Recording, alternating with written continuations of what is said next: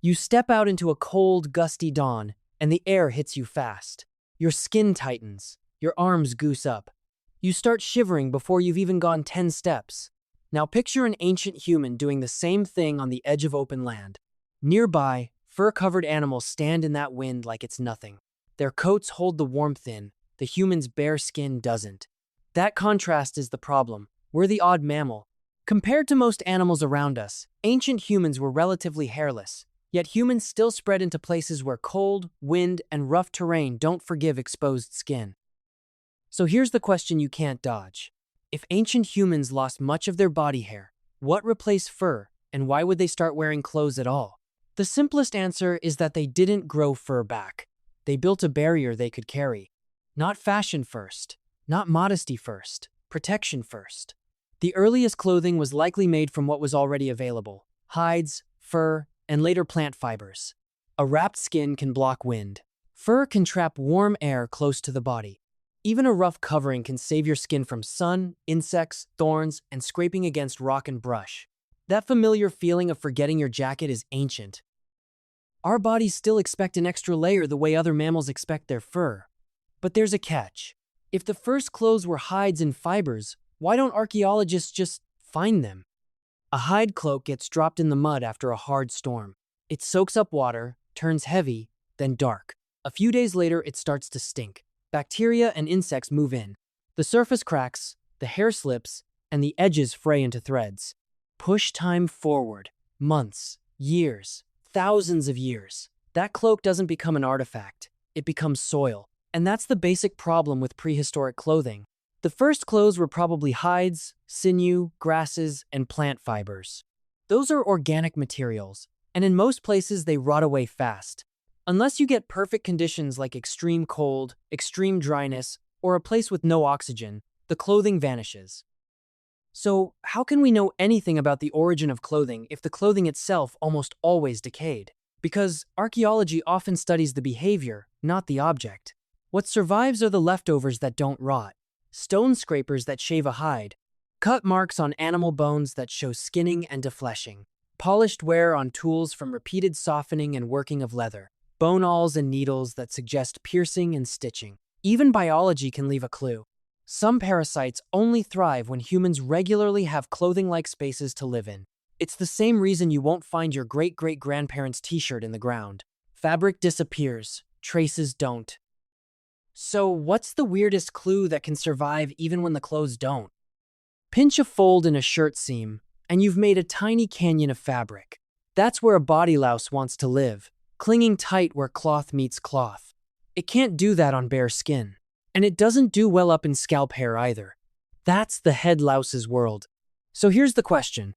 How can body lice genetics hint at when ancient humans started wearing clothes regularly? The trick is that body lice aren't just head lice with a new attitude. They're a close relative that specializes in a different habitat. Head lice stay on the head and lay eggs on hair. Body lice spend most of their time in clothing, especially in seams and folds, and only move onto skin to feed. That split matters. If ancient humans began wearing coverings often enough, those coverings would become a stable new home. Once a new home exists all the time, a new lineage can form. Over many generations, small genetic differences build up between the lice that stay in hair and the lice that live in clothing. That's where the date window comes from. Scientists compare the DNA of head lice and body lice and estimate when their lineages diverged.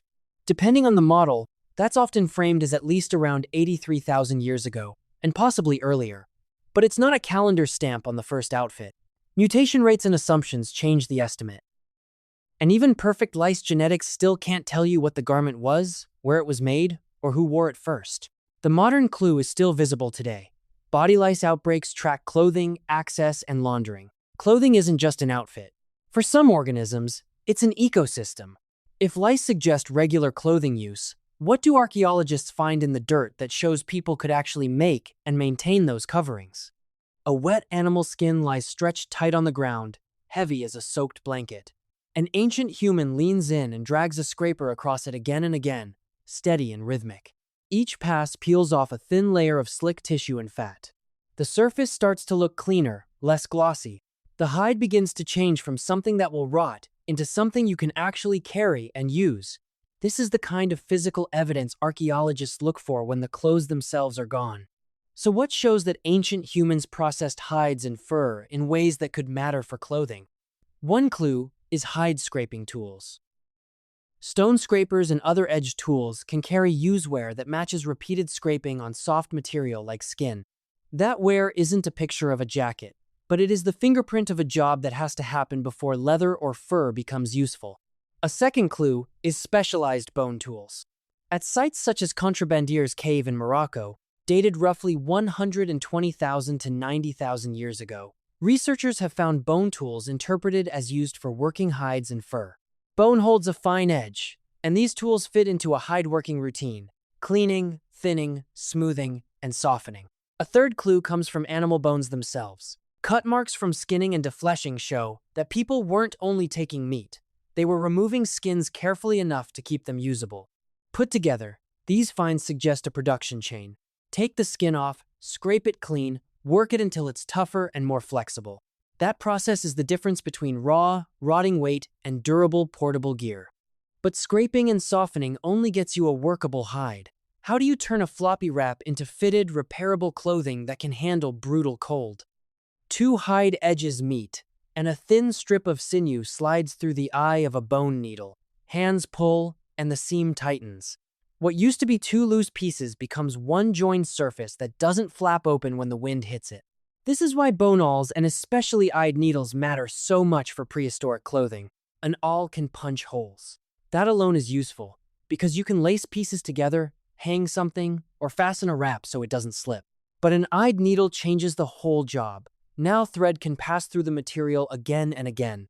You can stitch, you can shape, and you can fix damage instead of starting over. That upgrade turns clothing from something draped over you into something built for your body. Sleeves stop the wind from rushing up an arm. Leggings reduce the cold air pumping in and out with every step. Footwear keeps the ground from stealing heat and tearing skin. Even a simple hood or cuff can keep warm air trapped where your body needs it. The big physics idea is simple. Gaps leak heat. Wind pushes cold air through openings, and your warmth gets carried away. A tight seam blocks that flow and helps insulation stay where it belongs. That's the moment the stitched seam gets cinched down. The same wind that used to slide through now hits a barrier. And the logic still matches modern outdoor gear. Materials matter, but so do closures, cuffs, and sealed seams. So, survival explains a lot, but clothing isn't only about warmth. What else did these coverings protect ancient humans from, even in warmer places? Feet push into dry scrub as a group threads through tall grass. The stems rasp like sandpaper. Thorns catch bare calves and rip little lines. A cloud of biting insects hangs around faces. Then a gust comes through open ground, and the wind scours every damp patch of sweat until skin starts to sting.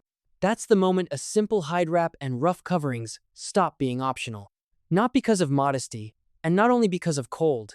If clothing wasn't only about modesty, and not only about cold, what problems did it solve? Think of it as portable skin defense. Wind doesn't have to be freezing to hurt. Wind chill can pull heat away fast when you're wet, tired, or crossing exposed terrain. Sun can burn you in a single long day, especially on shoulders, neck, and the tops of feet. Insects don't just itch. They distract, swell, infect, and drain sleep. Parasites cling. Brush and thorny plants turn every step into small damage. Rocks, bark, and tool handles scrape the same spots raw. Now the twist. Fire and shelter only protect you when you're there. Ancient humans needed protection while moving. Hunting, gathering, carrying wood, hauling meat, climbing, kneeling, crawling, and crossing rough ground all punish bare skin. A wrap over the hips, something on the feet, a strip around the lower leg, even a basic hood can turn constant damage into manageable travel. We still do this. Long sleeves in harsh sun, boots in thick brush, gloves for work. Protection isn't fashion, it's risk management.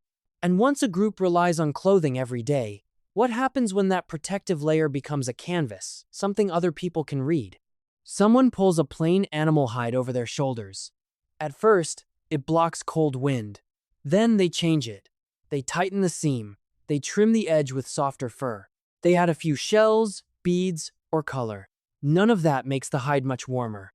But it changes what other people see. When the person returns to the group, others notice. They may not read one exact message, but they can see choices. This fur came from a certain animal. This stitching took skill. This repair shows hard use.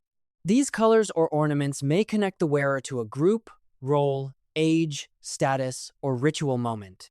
The moment you can choose a layer, you can send a message. That is how clothing could move beyond survival. Once people wore it often, the group could read its details. The first job was protection. The next job was communication. Archaeology cannot tell us the exact meaning of every bead or pigment mark, but ornaments and pigments show that ancient humans used the body to express ideas. Clothing gave them another place to do it. So, the safest answer is simple. Humans probably made clothing first to survive, then slowly turned it into identity. We still do this now. Uniforms, suits, streetwear, formal wear, and team colors can keep us comfortable and tell others who we are. If clothing was portable shelter, what other invisible technologies helped ancient humans enter new environments? If you like this video, don't forget to like, share, and subscribe to stay tuned for future videos.